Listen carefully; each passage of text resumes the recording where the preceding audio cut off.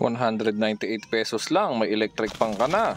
Mga sir, bumili ko ng motor sa Shopee, 198 pesos. 12 volts siya, no? Meron tayo ditong sirang charger. Kuhanin na lang natin tong clip. Okay, testing. Uy, bilis ng ikot. Pwede na! Meron tayo ditong sirang stand fan. Try natin ilagay dito yung 12 volts motor. Try natin ikabit itong hélice niya kung malakas ang hangin. Yun, suwabe. Sinimulan ko ng pagbabaklasin tong pinakamakina niya. Ipapalit natin yung binili natin na motor dyan. yan. So tatanggalin natin tong original niya. Ipapalit na lang natin itong battery operated. Oh, diba?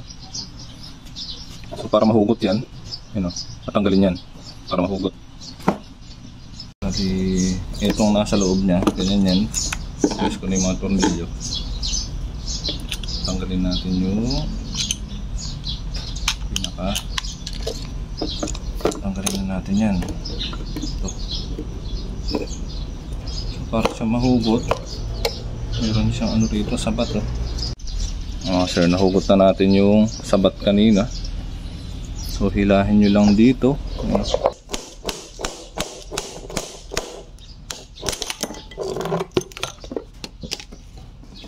Tapos binaklas ko na rin itong mechanism sa likod. Hindi na kasi magagamit yan.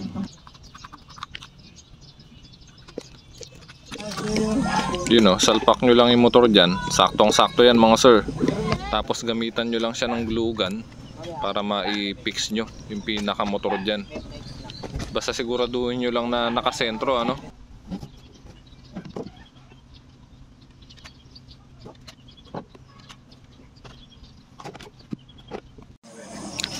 Tapos isentro nyo yung pinaka-motor niya mga sir habang malambot pa yung glue.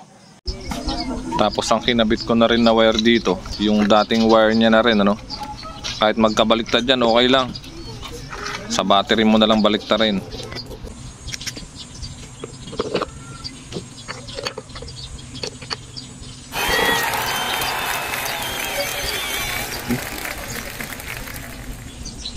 Kaya lang nahinaan ko yung hangin, kaya papalitan ko siya ng banana blade.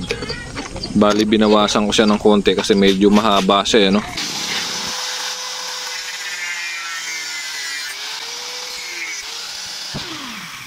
Okay, testing. Yun, mas malakas talaga yung hangin ng banana blade mga sir. Wow! Sir, itong baterya natin gagamitin, baterya lang ng motor. Saan na ito?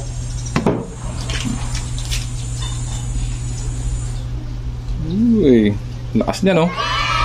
Hindi ka na magpapaypay. Diba?